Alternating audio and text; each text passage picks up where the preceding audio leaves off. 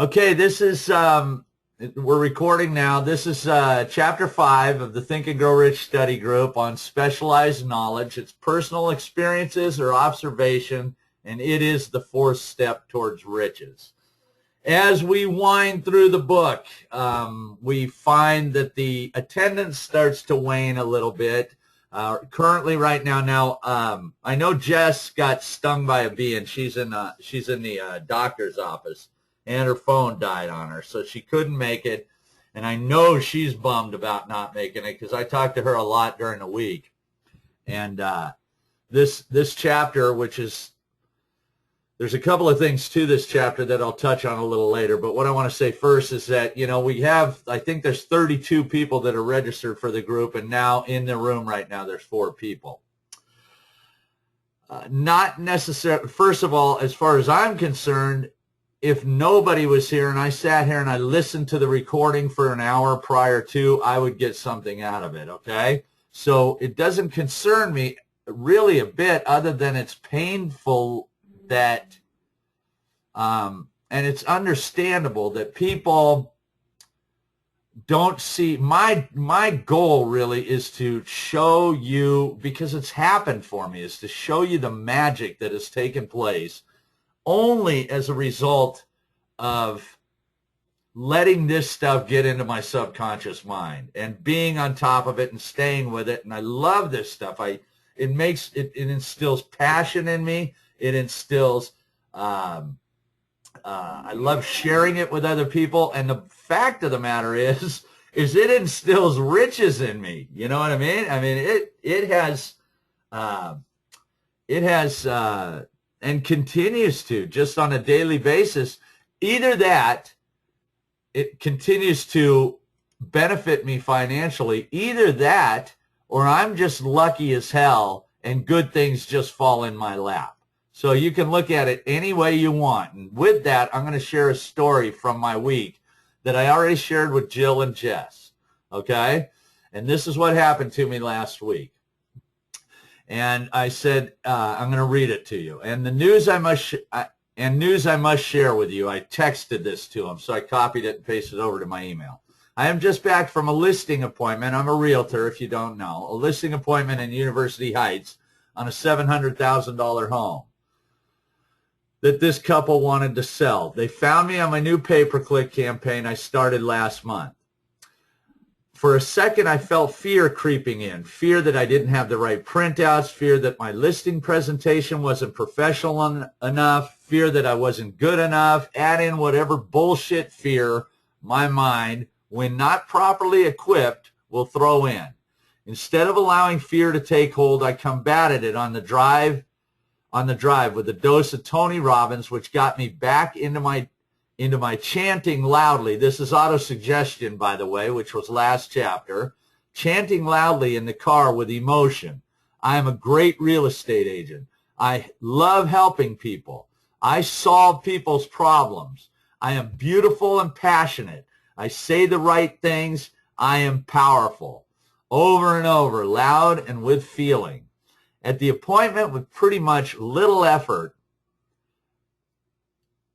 less than I've ever had to, or maybe more importantly, thought I needed to have, I walked out of that house with a contract to sell their $700,000 home and an appointment to show them a $650,000 home on Thursday.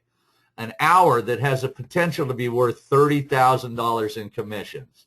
And I put thoughts or things and powerful things at that. And that was what I shared with Jill, and this is legitimate. If you stay in touch on my Facebook, I put up a flyer of this listing. It's actually $755,000.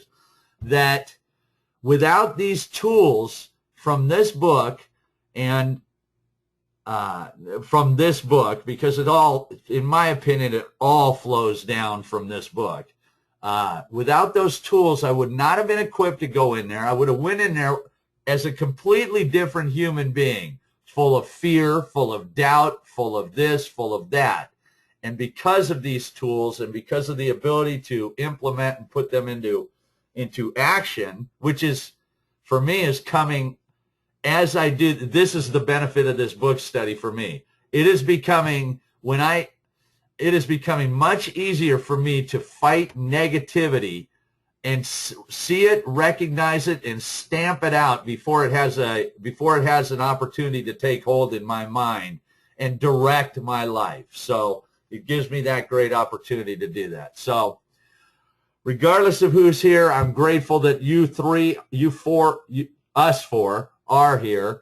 And with that, I'm going to thank you for listening to my story. It's a real thing. This really happened to me last week. This is a listing that's going to make me 30 grand.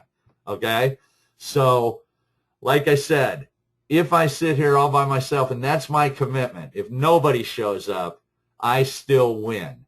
And I love sharing with you guys, and I want to see, I'm in Landmark, they talk about being a stand for somebody. I know this stuff works, and I know human nature as well. I know that is to doubt that it would work. So really, if I can, hopefully by sharing that story with you, you may have a million things going on in your mind about the story for me, but it's not luck, and it's not because I'm smart, which is what we're going to start talking about in this chapter. It's not because I'm smarter than anybody. It's because really a lot of the information in this book, because I keep listening to it, I keep doing it over and over and over and over, and it just, every time I do it now, it's not a coincidence. It's like I can look to a part in the book and say, that's what I did, just like with that story. I had to mix emotion. I had to stop. First of all, I recognized fear, doubt, any negative emotion. What I know from this book is that if I play with that, if that's like a hot flame, if I play with that a little bit, I will get burned by it, and it will infiltrate and be a living, breathing part of me. And I'm starting to recognize now that recognize it when it comes up, because a lot of times, in the past, it's been too late and I've already been in this negative thing, and then I got to go back and in most cases apologize for being an asshole, to be honest with you. But now I'm starting to see it as it gets in, and I know what to do once it gets there, and I know how to get rid of it like that. So that led to $30,000 for me, and it will lead to whatever it is you want. And forget money, whatever your riches are, if it's love, if it's fame, if it's, whatever your riches are, it will lead to that. It's the same steps. That said, specialized knowledge. This chapter is about hope for me. There are a lot of key things that are pointed out in this chapter, and actually I'm going to share my screen, which I don't know if I had it shared or not. I thought I did the whole time. I'm going to share my screen here, and I've highlighted some of the areas on it. And I said the week before last, and sorry about last week, by the way. I apologize to you guys. It was an event that I had tickets to, and I couldn't get away from it. So I had to be, I mean, it was fun, but it wasn't like it was a Kiss concert. So it was on a Sunday night. That was a bummer, because I know that doesn't help by keeping you guys rolling on it. And I take responsibility for it, and I apologize for it. I dropped out of high school.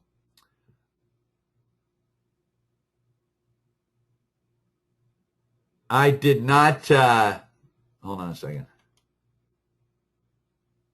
Oh, okay. I was reading some text. I dropped out of high school. I went back later and got my GED, but I was a drug addict and an alcoholic in my high school days. So at the age of 16, I started working. I kept working, didn't go back to school.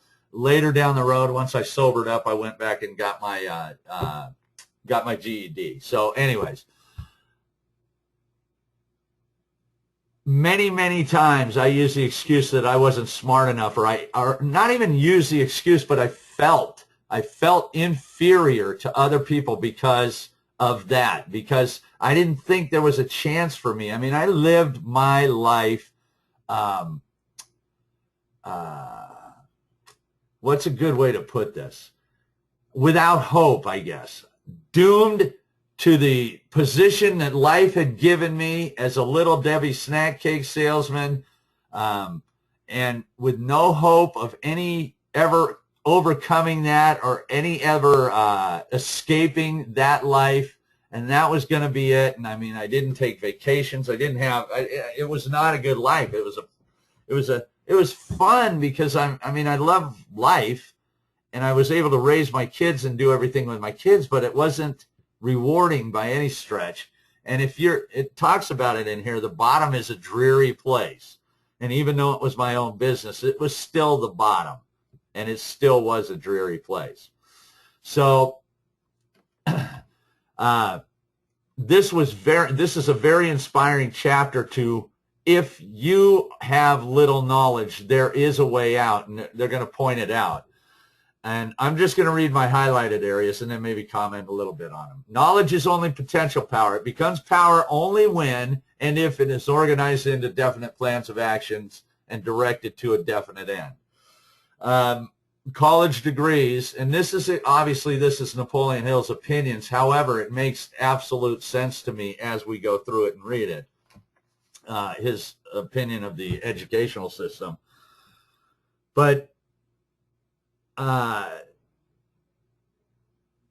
me think what I want to say here. Okay, well, I'll just read through. The missing link in all systems of education known to civilization today may be found in the failure of educational institutions to teach their students how to organize and use knowledge after they acquire it.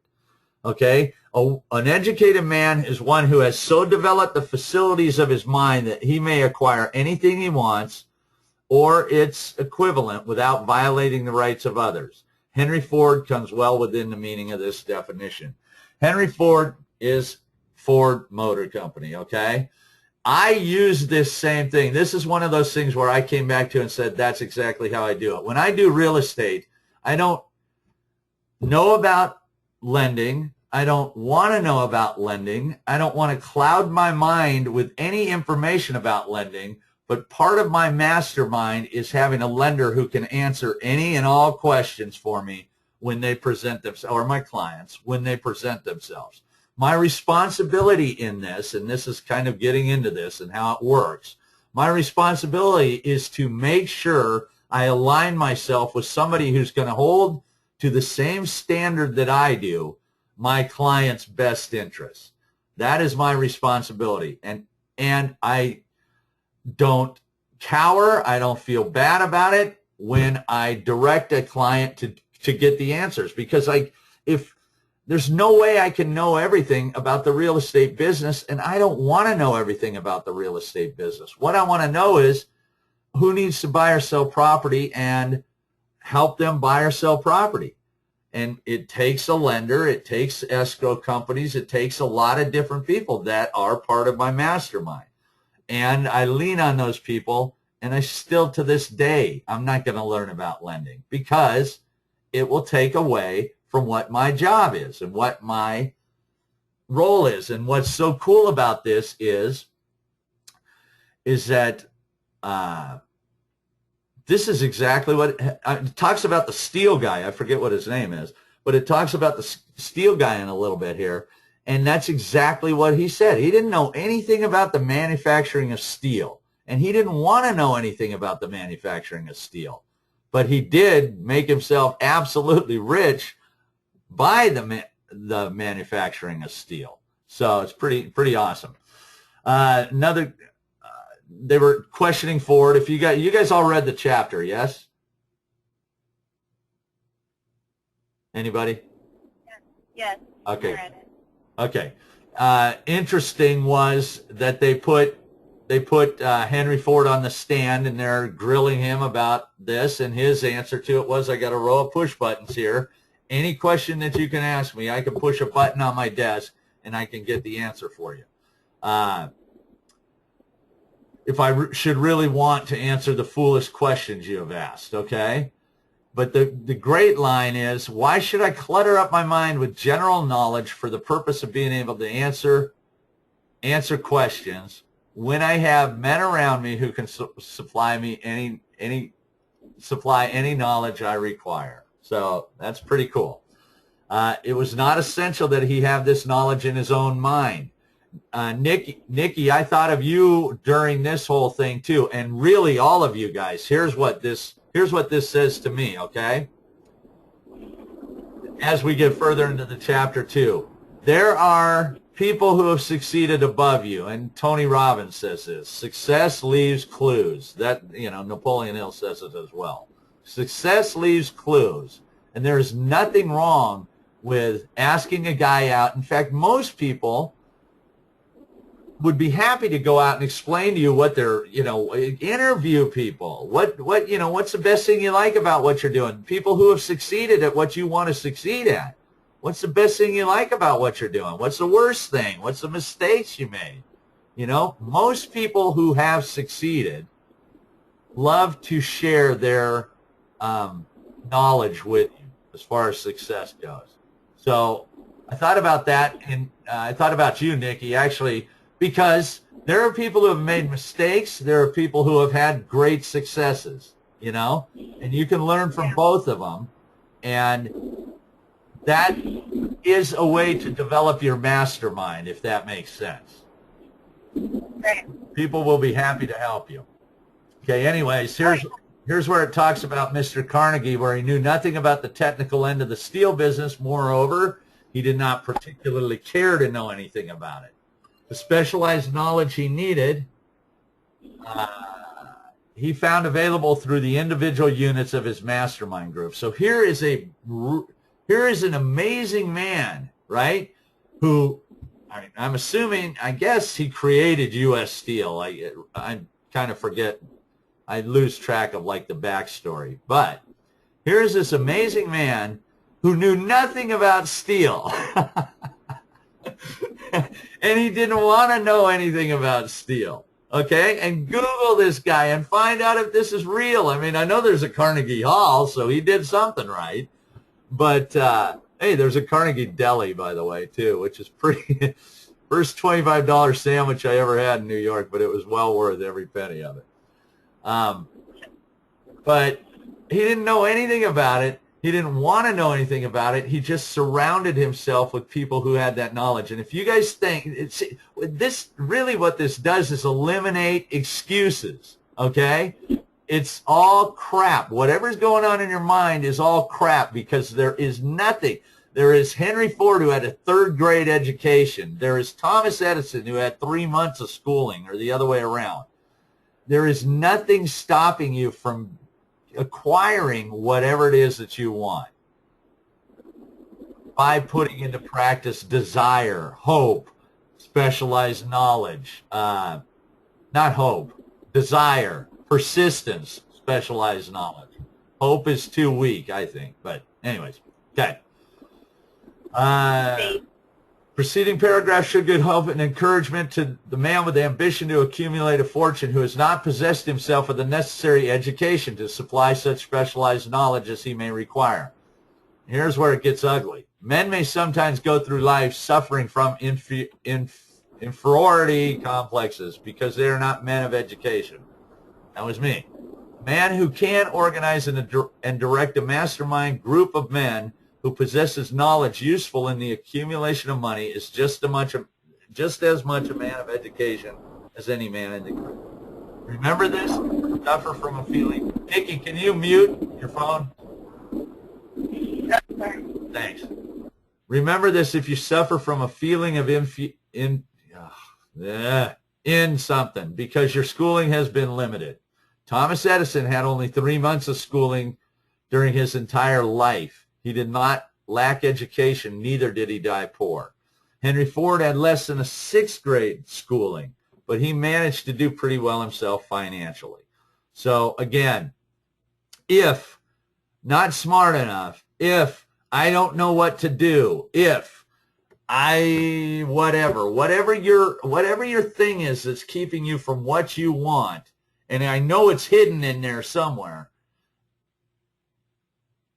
eliminate it. It's not true. It is not true, because anything that you want, and it talks about night education in here, and however, you can do it. This is before the internet. It's written in 1930.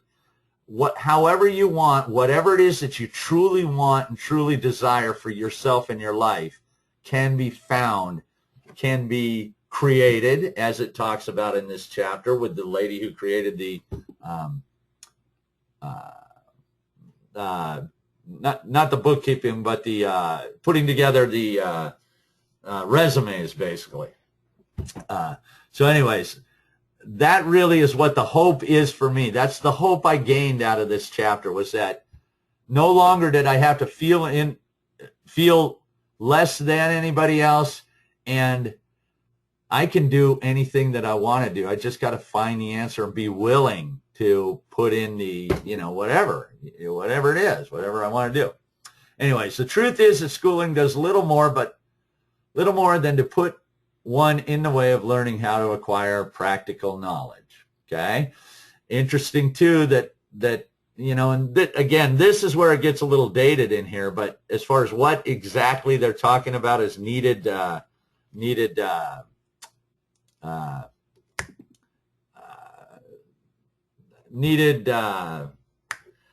occupations. But there are so many things we can do. It's so open. We live in a vast economic, there's so much money around each one of us every day. If you really stop there's a good lesson for you. If you really stop and go through, like, okay, you stop at a yogurt shop. What does a yogurt shop make a day? Let's say 15 grand, 10 grand, 5 grand. You know what I mean? You go to Vons. How much money is in inventory in the Vons that's near you? You go to a restaurant. Everybody's spending $100 a plate. The money is there for you. It's just a matter of you staking your claim and getting your money by providing whatever service it is that you feel like your life's thing is to provide. So, anyways, touching more on this, I'm actually going to kind of wrap up here, except because I'm getting tired too. I played 10 innings today of baseball. Here we go. There's one weakness in people for which there is no remedy. It is the universal weakness of lack of ambitions. Persons, especially salaried people who schedule their spare time to provide for home studies, seldom remain at the bottom very long. Okay? I'm going to jump down. For the majority of these, the solution to their problem may be found only by acquiring specialized knowledge. Many will be forced to change their occupations entirely. I did. I changed my occupation entirely. Just to keep the record straight and to anticipate the alibis of those who say, I couldn't go to school because I have a family to support, or I'm too old. I will add the information that Mr. Weir was past 40 and married when he went back to school. Moreover, by carefully selecting the highly specialized courses in college best prepared to teach the subjects chosen, Mr. Weir completed in 2 years the work for which a majority of law students require 4 years. It pays to know how to purchase knowledge. The person who stops studying merely because he has finished school is forever hopelessly doomed to mediocrity, no matter what may be his calling. Talks about the grocer who became the bookkeeper, I think. He was in, and he ended up he made contracts, I don't know if it tells you what he made, but salesman in a grocery store found himself without a position. So he had some bookkeeping experience, took special course in accounting, so he created this mobile bookkeeping business. You know what I mean? And it says in here, he made like 100 times more than the grocer that he used to work for made because of the idea and the, obviously you got an idea. What happens with most people's ideas is they flame out. They don't take any action on the idea. This guy didn't. Imagination is a big part of this chapter, is a big part of this book, getting you to understand that your imagination is a real living, breathing thing, and that if you follow what it is that your imagination is able to conjure up for you, you will succeed at it. It talks about the typist and creating. What's cool is then it's spawned another business off of this too. And the idea was here described was born of necessity to bridge an emergency which had to be covered, but it did not stop by merely serving one person. The woman who created the idea has a keen imagination. Imagination is a key part of it. In researching for her business, she sent him also to all the competitors of his prospective employers and gathered from them vital information concerning their business methods, which was of great value in the formation of the plan they intended to use in filling the position he sought. Why go to all this trouble, do you ask? Because the idea of starting at the bottom and working one's way up may appear to be sound, but the major objective of it is this. Too many of those who begin at the bottom never manage to lift their heads high enough to be seen by opportunity, so they remain at the bottom. Should be remembered also that the outlook from the bottom is not so very bright or encouraging. It has a tendency to kill off ambition. We call it getting into a rut, which means that we accept our fate because we form the habit of a daily routine, a habit that finally becomes so strong we cease to try and throw it off. And that is Little Debbie in a nutshell for me. That was absolute Little Debbie in a nutshell for me. Here's an interesting line. He continued for almost 2 years. He continued in a job not to his liking. At no place does this promise that you are going to start thinking positive and riches are going to start falling out of the sky. You know what I mean?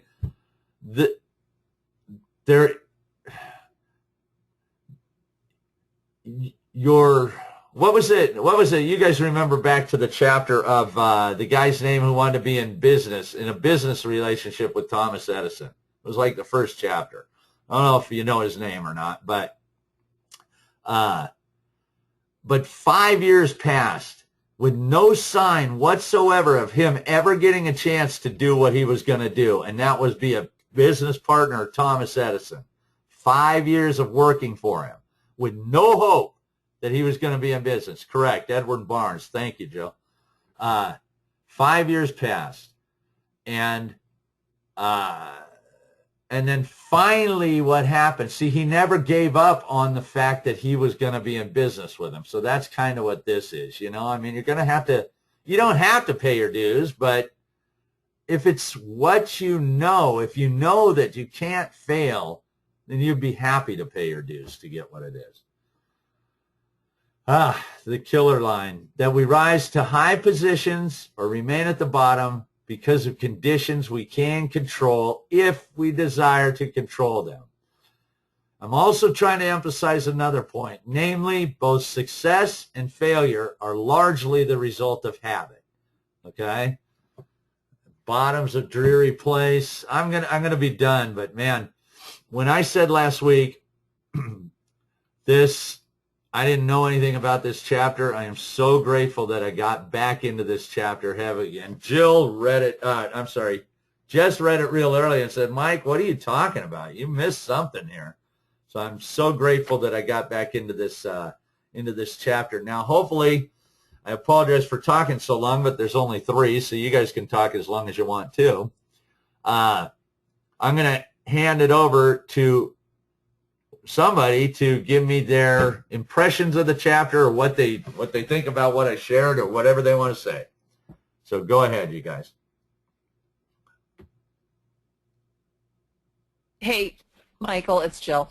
When I was reading this about, of course, specialized knowledge, and I texted you earlier about, of course, the juncture where I am in my life right now, because I'm in transition, and it took me back to, I was sharing this with my mom earlier, it took me back to an uncle advising me to pursue general studies while I was in college because he thought that that was a approach that would make me more malleable. These are my words, you know, where I could just go into an employer and they could, you know, groom me or condition me and I wasn't so, you know, specialized.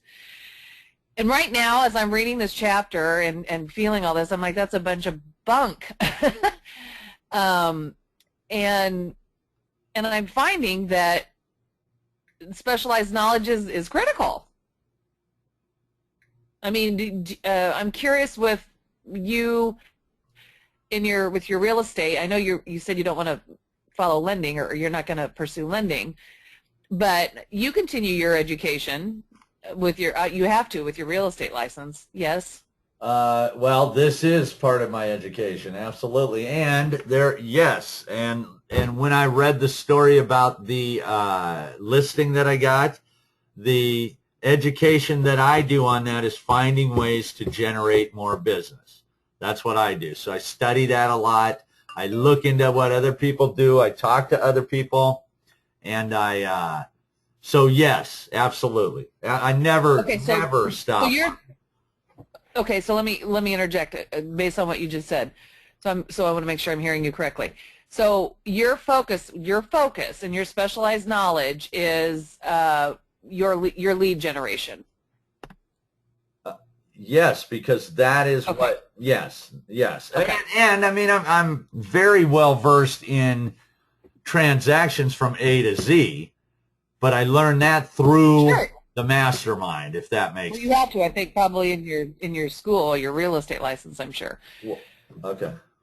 Right. But I don't want to get too far, of course, on this, but because of the space that I'm in right now and what I'm wanting to pursue and what I'm considering, and that's why I'm asking all these questions. And from your experience, I'm just trying to put the pieces of the puzzle together. Right.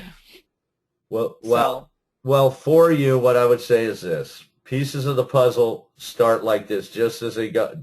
It's interesting because they do jump around in chapters in here a little bit. They mention chapters, like they mentioned the organized planning, which is another, you guys haven't even scratched the surface of this book. This book is going to rip at your soul. I promise you that. This book is going to bring out, like, what is it that's stopping you from getting what you want, you know? And they mention organized planning, but what I'll tell you is this. It is no coincidence that they put the statement ahead of everything, because until you know what you want, until you know your definite major chief aim or your definite desire, you know what I mean? This is good. This is good information, and it's all great. You will learn more. But until you know what it is that you want, and mine, again, see, simplicity. Simplicity is everything for me. If I complicate things, it's a mess because it gets diversified. And so if you see how the puzzle is falling together here, Jill, it's what is it that I want? I'm laughing, Michael. Focus on what I want. Start to learn how to use auto-suggestion. You know what I mean? To what really is the power of that? What really is? And I just gave you a great, in my opinion anyways, I'm driving on the freeway on the way to a client's house feeling like there's no way this is going to happen. I'm able, through auto-suggestion, I'm able to stop it and turn it around, and I walk in and I don't have to do anything, really. So does that make sense? Jill. Yes, and it's beautiful, and I'm laughing about your complicated comment as well. Yes. So can you hear me? Yeah, I can hear you. Okay, gotcha. Yeah. So so go ahead. So how does it make sense to you? You tell me, what's your feeling on it now? Defining what it is that I want, and the auto-suggestion to manifest it. That simple. And if it's job, okay, so here's where we're touching on, and this is where, again, it's going to rip at you if you stay with this. It's going to rip at you, and that is... I'm committed to the end. Your excuses are gone, though, Jill. For whatever it is your career is, or whatever it is, whatever has been stopping you. Do you see how this chapter eliminates those?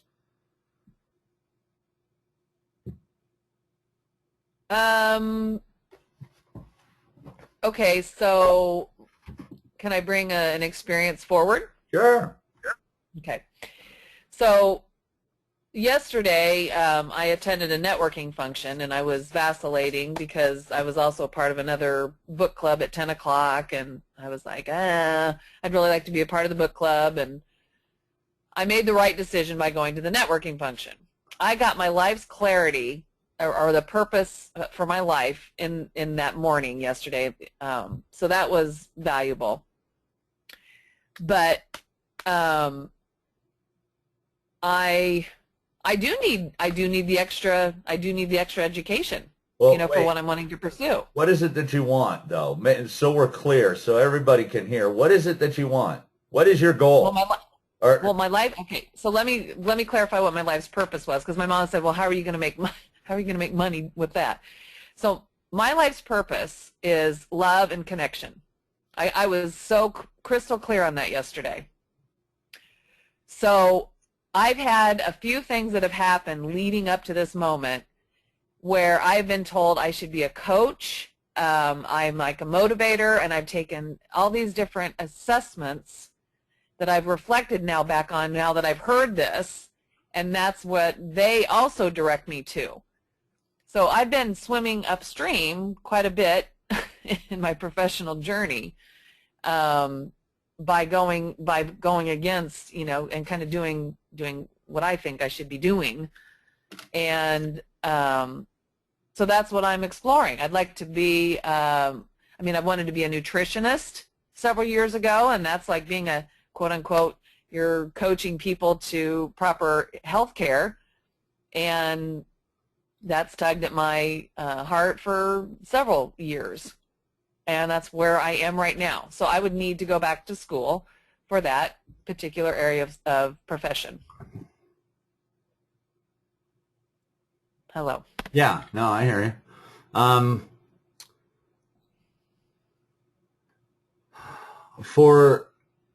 And I have all sorts of fears wrapped around that. Okay. Which involves money. To be blunt, I didn't really hear what it is you're going to do. I hear that, Jay, I might do this, I might do that, I might, you know what I mean? I feel like I might do this. I feel, you know what I'm saying? Sure. That's the only thing I would say about that is like it's still, there's nothing definite in that from what I heard, and maybe I'm hearing it wrong, No, you heard it right. Are you going to be, I will be a life coach. Do you, just when I say that, if you were to say that, do you see how different that is than I might do this, I should, I'm thinking about this, and you see that? Yes, I totally see Totally different, isn't it? It just empowers me even saying that, Yeah. I am a life coach. I will not stop. I will not stop until I become a successful life coach, if that's what you want to do. Get it? Yep. Hugely different. That is the Thomas Edison, that is the Edwin C. Barnes Thomas Edison thing. That is this guy right here working 2 years at it. So, thank you. You're welcome. And choose. You can change. You can change. You know what I mean? You can change. You will adjust. If love and, what did you say? Love and what? Jill. Connection. Love and connection. Love and connection. If those are it. Then if you're going to be a life coach, you're going to be a life coach. And I love what Susie is asking me. Oh, right. Susie, to answer your question, it hasn't been fully executed. No. In written. Sorry, this is Nikki. Can you guys read the text? Because I can't. Like, what did she ask you? Oh, yeah, absolutely. I'll read it to you. Susie asked Jill, are you reading your personal statement daily? Jill answered no. You heard that. And Susie said, just wondering if you're seeing the difference it makes, especially with your life coach goal. And go ahead and answer that, Jill. Okay. No, because I mean, I can see the difference just because this became very clear to me yesterday, and I'm placing a phone call tomorrow to have a discussion with a guy about it, because this guy didn't know me from Adam yesterday, and that was the first time I met him, and I introduced myself to him, and I actually asked him if he'd done Landmark, because he had a lot of Landmark vernacular, and that he, just within seconds, he said, you need to be a coach. And just by spending time with me in the morning. So we're going to have a conversation around it. And because, again, I'm spiritual, so I'm bringing in some spiritual context into this, but I had a chakra reading a couple months ago, and that's what the spirit guides told the gal, the messenger, whatever you want to call her, that's what I should be doing. I should be coaching, or I should be a motivator. So it's like all these different interesting elements or experiences in my life, led me to that yesterday. So I'm going to run with it. Okay. Then,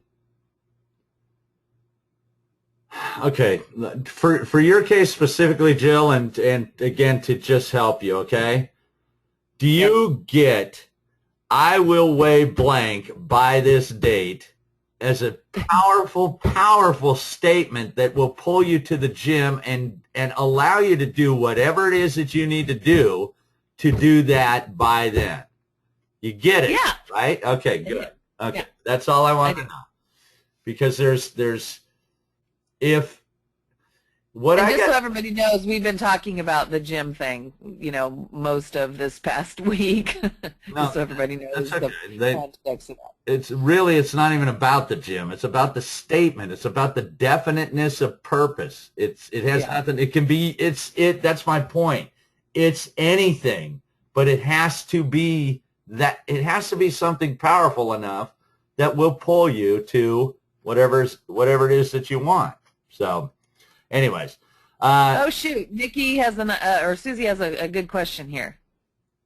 Michael, does our statement of intent get rewritten at any point as things develop differently than our intent? It's your statement. It's absolutely. You can rewrite it whatever you want. And really, if we go back, I would highly suggest you go back to, was it last chapter that the statement was? I forget if it was chapter 2. Was it chapter 2 where it said, well, it's desire. It's chapter 2. Yeah, but actually, didn't it talk about like exactly how to write out your statement? Okay, so go back to chapter 2. Go back to chapter 2 and reread it. Now that you understand a little more about what the statement is all about, go back and reread it. Okay, I would highly recommend that to you guys. Okay. And yes, why not? But it's interesting. It's interesting, though. Let me preface that, because now that I think about it, it does have some type out what you mean by things develop differently than our intent. Because really, how is that? Like, for instance, mine is I will have $250,000 in my savings account.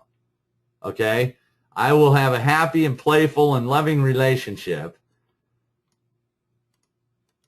And then in return for these things, I will give the best possible service and the best possible quantity and the best possible quality and service of my chosen occupation of real estate.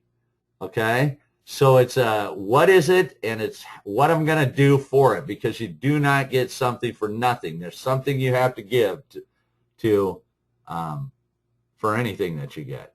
So give me an example of what you mean, Susie, because what the problem, the door that leaves open is you could be very flighty with your statement. You know what I mean? And meaning, look. Bottom line is, what do you want and what are you willing to give for it? And really what that is, as long as it's powerful enough to pull you to never quit at going after what it is that you want by giving what it is that you're going to give, it doesn't really matter. There are a million paths to that. But so I'm interested to see a little more about what. That's a good question. Nikki, Susie says, okay, let me ask this. Jill, is this a new direction? I guess, does this new direction fit into what you have so far in your statement? That's a great question. Jill, is this the new direction fit into what you Does. No. I've never finalized my statement. So this will be newly implemented, newly included, this is a new life vision. Well, I shouldn't say it's a new life vision. I should say it's something that's been maybe buried, and now it's coming forward and it's being manifested, and without it even being in a written statement in previous times in my life, it's now seems pretty evident it's the direction I need to go. And so now I need to put it down in, like Michael says, definitiveness by saying, okay, I need to do this by whenever. But Michael, that's something I wanted to ask you about. With your relationship and your money, without having your statement in front of me right now, do you have time frames on those? Yeah, June 1st of 2015. I know for the financial, but is the date or is the relationship one different, or is that the same time period? Same time.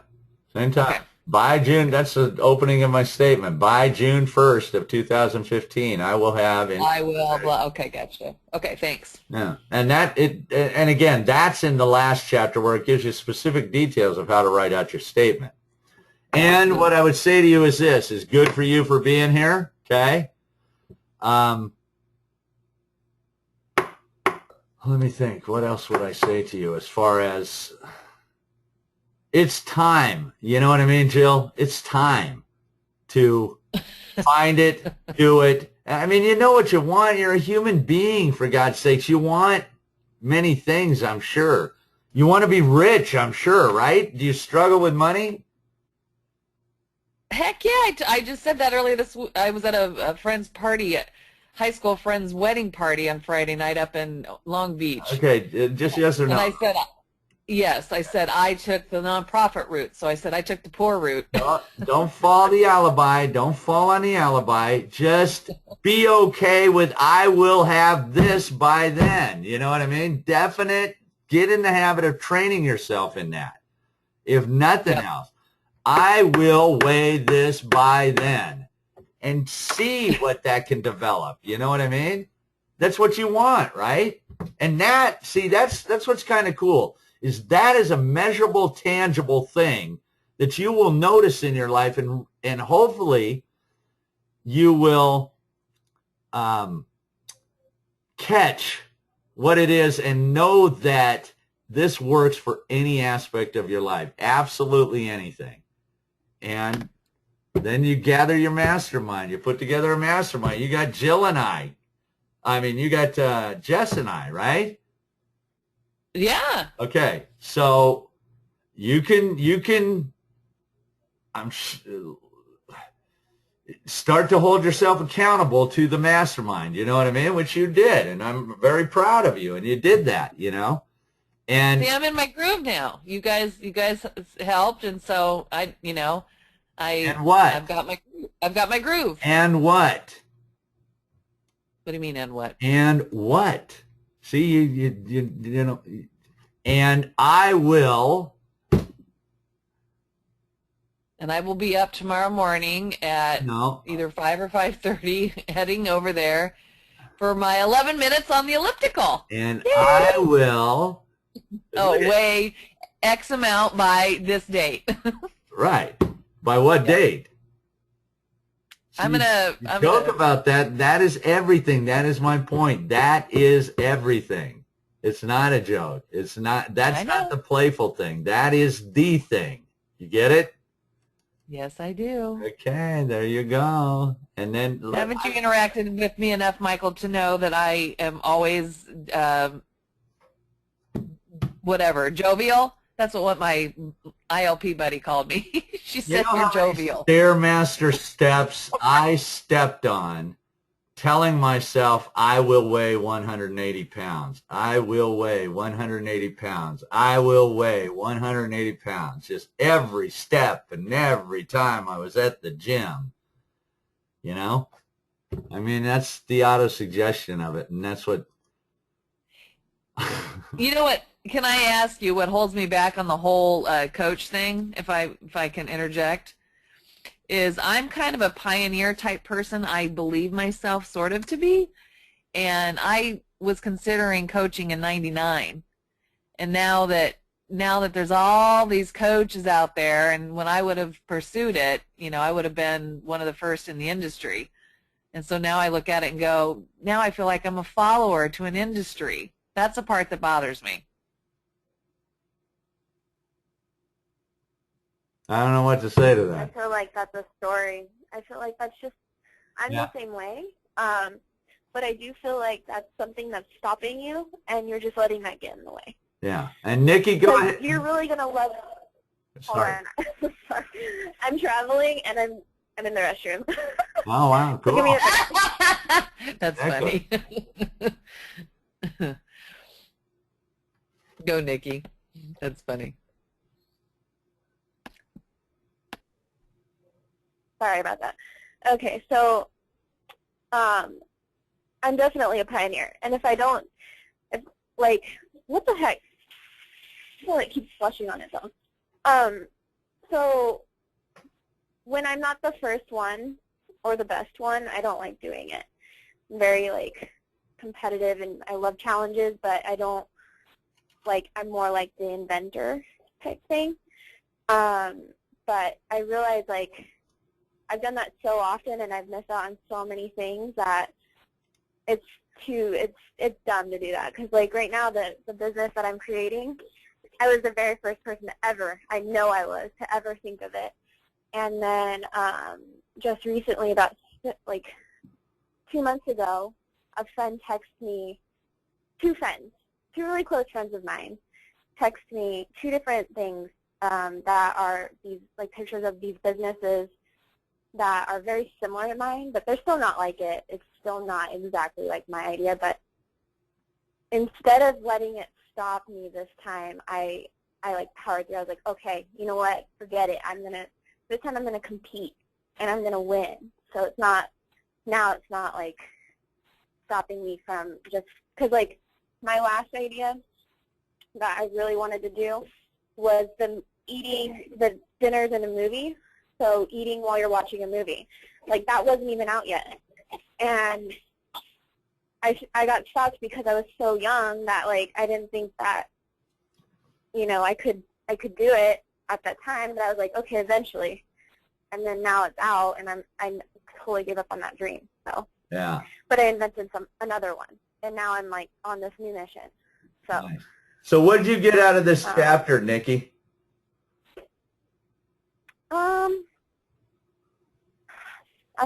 in so many chapters right now, but it's about the specialized Knowledge, right, which you will need much of for your business. Yeah. So it's important. Read it again if you haven't read it. I love this chapter. Yeah. Yeah, no, I love this because that's what I got out of doing the SCLP with Landmark, was being a leader in a sense that you can direct people and have people help you with your project. And people are more than willing to help you when they know that topic, and they're good at it. So, going through the SCLP was really monumental for me, because before that I was like, dang, I got to learn how to do all this stuff. I have to go to business school. I have to do everything. I had to learn everything, but now I don't. So now I can focus on what I want to do, what I want out of it, and what I like doing, and then everybody else who likes doing the other parts can do the other parts. Very cool. So Now I love that, and I love what Henry Ford said too. It was just dang, that was awesome. Great. Now, I mentioned something about you and others who have succeeded, and it doesn't even have to be in the same line that you're looking at, but there are so many people that can help guide and direct you to help you cut off, and that's what she's talking about with the putting together that brief when you're going after employment, okay? Is that you can cut off years and years of the learning curve if you Oh yeah. you get this, if you take the time to Get exactly what you mastermind need. with others who have succeeded or who have failed even, Right. So Exactly. Instead of wasting your time on all it's the same as like public schools, like you were saying. It's like there's just so much general knowledge that we don't need. Why do we need to know like everything about the history of the United States when that's not going to be what we're doing in life, And we waste 12 years learning nothing, almost. Nothing we need. And so when you know exactly like a direction or something you need to know, like there's things you need to know, and you need to know who needs, like you need to know certain things, but then you also need to know who you need that know those things also. So like I can't remember which story it was out of the book, but he knew like the subjects of the business. Like he knew he needed, maybe it was you, lenders. Yeah, it was you. Like lenders and such, like all those things, but you didn't need to know anything about it. You just knew, what it takes to get there for people, or what, for your I needed to know that they were as committed to service for my clients that I was, as committed and as good at business, that they were good in business and they knew what they were doing. And that's trial and error, obviously. I mean, you're never going to just pick somebody and it's going to be, hey, they're perfect. But it's trial and error, obviously. But once I developed that, which I'll call a mastermind with them, then I don't need to, you know what I mean? I don't need to know a damn thing about how they're going to do the loan. This is your responsibility and your job, and you take care of it. That's your expertise. That's your knowledge. That's what a mastermind is. You get it? Yeah, totally. And so I'm empowered by this chapter. I'm empowered by the book in general, but like knowing that like amazing, groundbreaking people like Henry Ford had little to no education and still did as well as they did because they're creators and they acted on it, then like who's to say we can't do it? Nobody. We're the only ones that to ourselves. This is the playbook of what they did. This is the absolute playbook of what they did, and it's in your hands. And what's really cool is that I look back at it now and I wish, God, why didn't if my parents would have just got me onto this at, when I was 21, 25, 30, you know what I mean? I could have cut off so much, I guess, financial struggles. Let me say it nicely like that. But anyways, so anything else to add? Anybody? Nikki, you done? And thank you so much for taking the effort, all of you guys. Not for a second do I discount that this is your Sunday night and you could be doing something else. And Jill, with you. Hey, Mike. Yeah, go ahead. No, you finished. I'm sorry. I didn't. Okay, I was going to say with you especially, I know I'm hard on you a little bit, but I'm trying to get you to be clear. You know what I mean? It's okay. All I'm trying to do is kind of clarify what it is that you're going after, That's the only reason I give you a hard time about it, So it's with the goal of trying to help you, and I hope it comes across like that. It does, and if it was if it was over the line or whatever with me, then I would certainly say so. But I want to make a comment that I appreciate what you're doing with facilitating this group. Because, as you said at the beginning of the call, there are 3 of us, in addition to yourself, out of 26 that are registered. And I have even invited, somebody. And Ryan, I don't know if he reached out to you today, because this is perfect timing for him. And, our identities get in the way. And so I just want to commend you for facilitating this, for always being there, and for pushing me like you do. So I want to just say thank you. Absolutely. It's my pleasure, and like anything else, I get more out of it than you guys do. I really appreciate that. It is good for you. That's cool. So, and be a self coach. Good. I'll push you on that one. Who, me? No, you. Okay, wait a minute. Let me start the recording. I'm going to start the recording now. Just